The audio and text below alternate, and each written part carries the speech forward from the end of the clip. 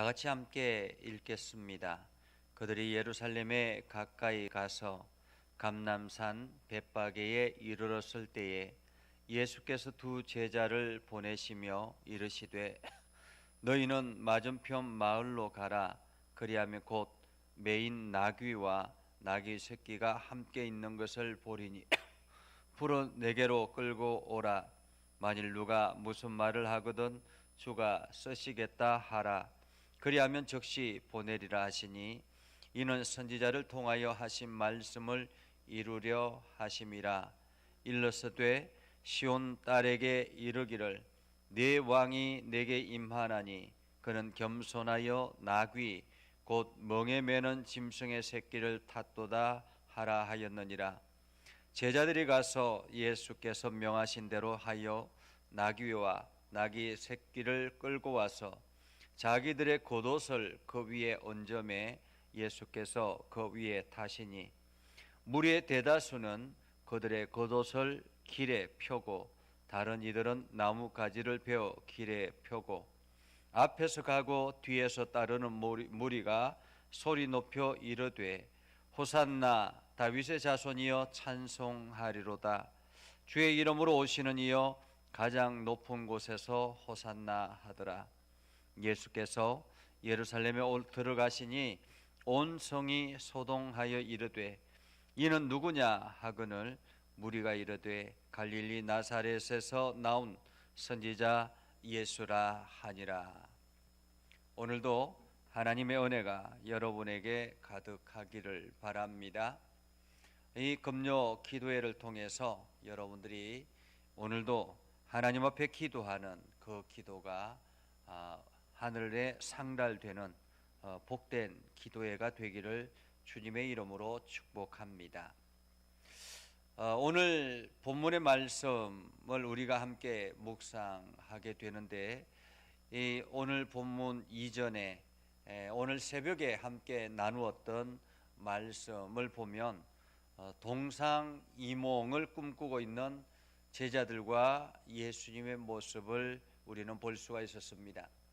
예수님께서는 예루살렘에 올라가서 대제사장들, 서기관들, 여러 관료들에게 잡혀서 이제 고난당하고 십자가에 죽어서 3일 만에 살아날 것이다 라는 그러한 이야기를 제자들에게 하시고 이제 내가 마지막 예루살렘으로 간다라고 생각을 하고 있습니다.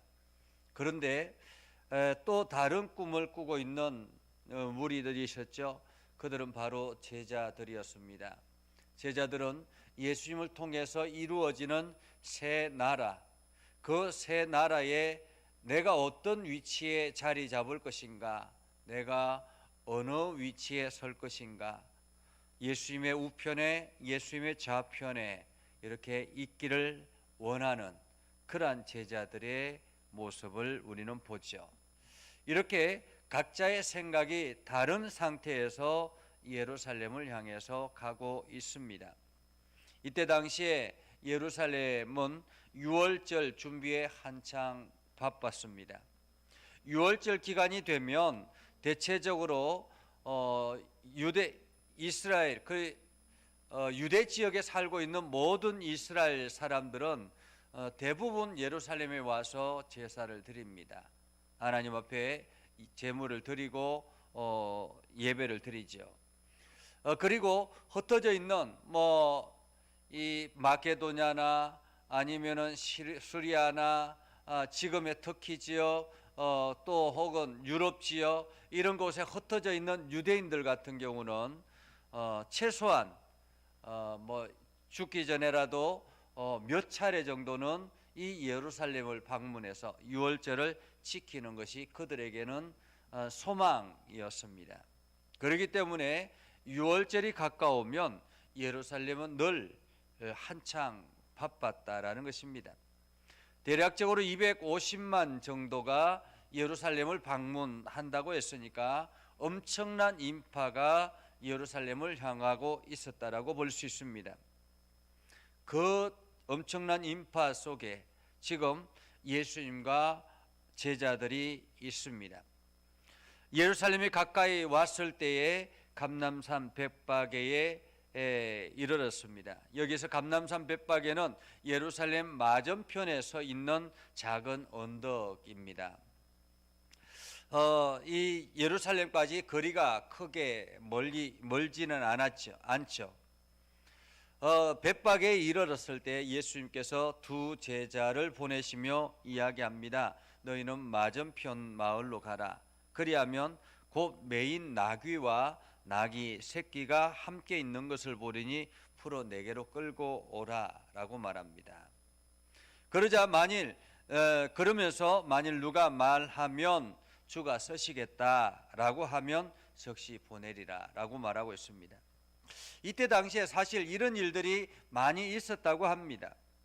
한마디로 왕족이나 혹은 랍비나 제사장이나 이러한 사람들이 주가 쓰시겠다라고 이야기를 하면 그 말의 주인은, 나귀 주인이나 말의 주인은 아낌없이 그냥 렌트해 주었다라는 말이죠. 그렇게 해서 쓰고 난 다음에 다시 돌려주는 이런 일들이 많이 있었다라고 합니다.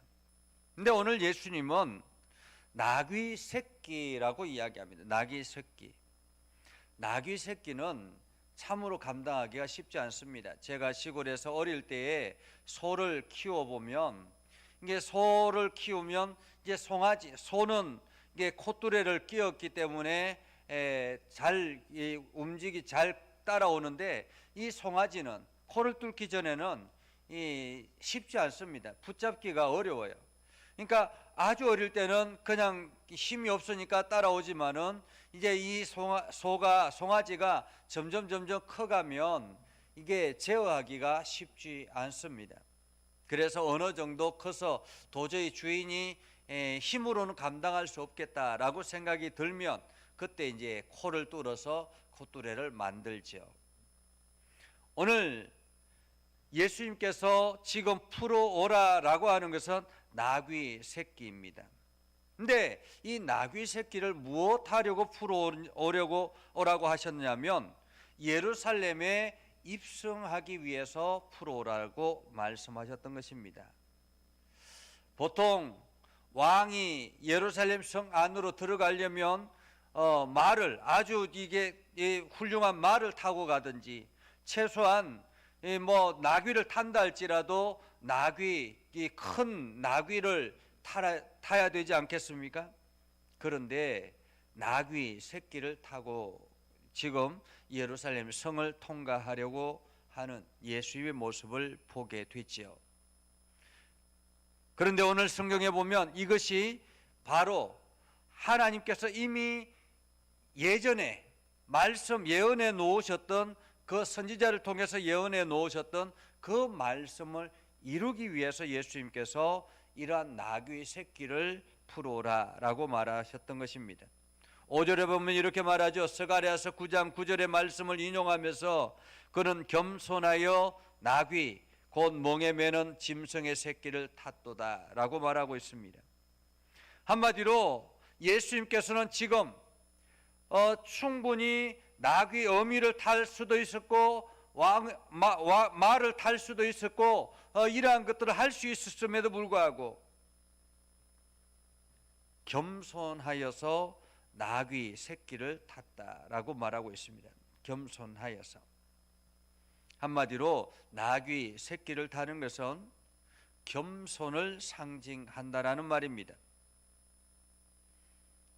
뛰어난 나귀가 아니라 정결하고 흠이 없는 나귀 새끼. 그래서 그 나귀 새끼를 타고 지금 주님께서 예루살렘을 향해서 가려고 하시는 것입니다. 오늘 이 나귀 새끼를 주는 주인은 주가 쓰시겠다라고 하면 즉시 보낸다라는 이 말씀을 우리는 보게 되죠. 오늘 주가 쓰시겠다, 주님께서 쓰시기를 원한다면 오늘 우리는 내가 가지고 있는 무엇이든지 주님께 내어드릴 준비가 되어 있는지 우리 자신을 돌아보아야 되는 것입니다. 자, 그렇게 해서 나귀 새끼를 타고 예루살렘 성 안으로 들어갑니다. 7절에 보면 나귀와 나귀 새끼를 끌고 와서 자기들의 겉옷을 그 위에 얹고 예수께서 그 위에 타시니, 여러분 상상해 보십시오. 예수님께서 나귀 새끼를 타고 있는데 그 나귀 새끼 위에는 제자들의 겉옷이 얹어져 있습니다. 그리고 그 조그만 나귀를 타고 지금 예루살렘 성 안으로 들어가고 있습니다. 그런데 오늘 성경에서는 8절에 보면 무리의 대다수가 그들의 겉옷을 길에 펴고 다른 이들은 나무가지를 베어 길에 펴고 앞에서 가고 뒤에서 따르는 무리가 소리 높여 이르되 호산나 다윗의 자손이여 찬송하리로다 라고 외치고 있는 것입니다. 여기서 무리는 엄청난 무리겠죠. 한번 생각해 보십시오. 250만 명이 예루살렘을 향해서 가고 있는 그 가운데서 지금 예수님께서 나귀 새끼를 타고 그 예루살렘 성 안으로 들어가고 있습니다. 그리고 많은 예수님을 따르는 무리들이 겉옷을 펴서 길에 펴고, 그리고 나뭇가지를 길에 펴고, 그리고는 여기저기서 호산나 다윗의 자손이여 라고 외치고 있는 것입니다.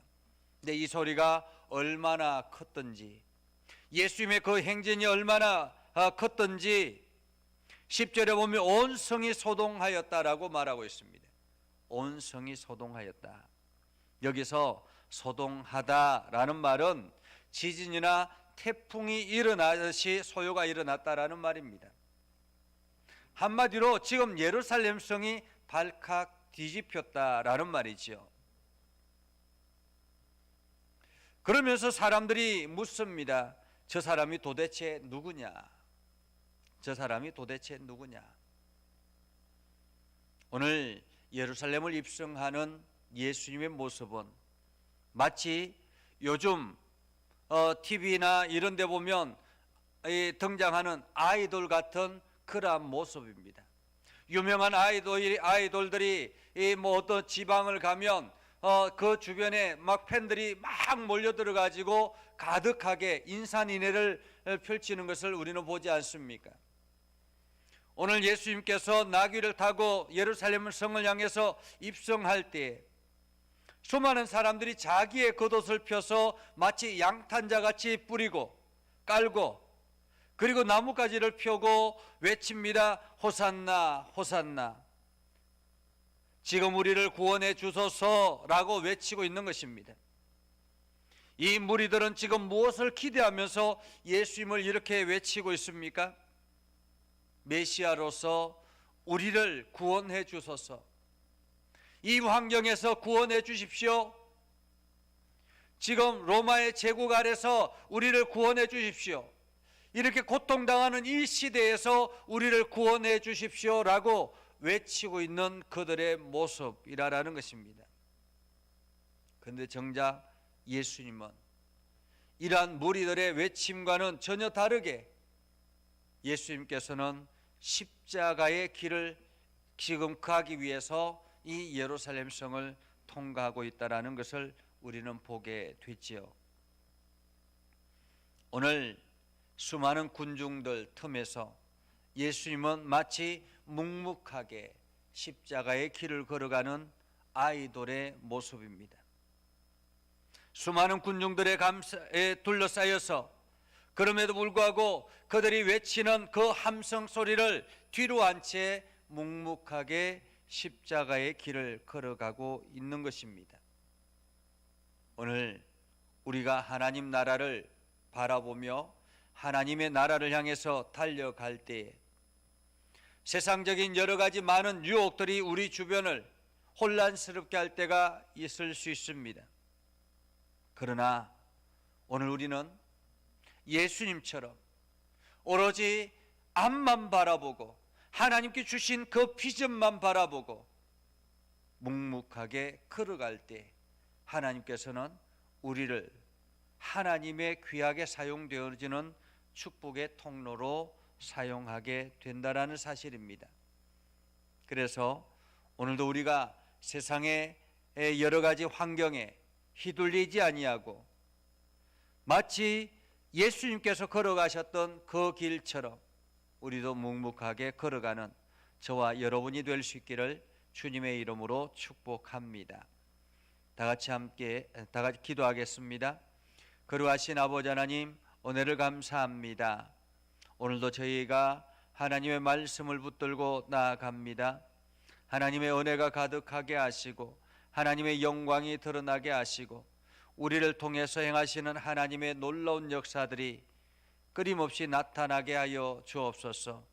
거룩하신 아버지 하나님, 오늘도 진리 가운데 거하게 하여 주시고 하나님의 말씀 가운데 거하게 해 주셔서 예수님께서 예루살렘 성을 두려워하지 아니하고 담대하게 걸어가셨던 것처럼, 그래서 세상의 여러 가지 환호 속에서도 묵묵하게 십자가의 길을 걸어가셨던 것처럼 우리도 세상의 여러 가지 일들에 치우치지 아니하고 묵묵하게 주의 말씀 순종하며 나아가게 하옵소서. 예수님께서 겸손하게 나아갔던 것처럼 우리도 세상 속에서 겸손하기를 원합니다. 그래서 끊임없이 주님의 말씀 뒤따라가는 믿음의 백성들이 되게 하옵소서. 오늘도 흩어져서 하나님 앞에 기도하는 믿음의 성도들의 기도를 들어 응답하여 주옵소서. 예수님의 이름으로 기도드리옵나이다. 아멘. 이제는 우리 구주 예수 그리스도의 은혜와 하나님 아버지 극진하신 사랑과 성령님의 감화 감동 역사 위로 교통하시며 은혜가 오늘도 주의 말씀 안에 있는 모든 믿음의 백성들 위해 하는 모든 일들 위해 영원토록 함께 하옵시기를 간절히 축원하옵나이다. 아멘.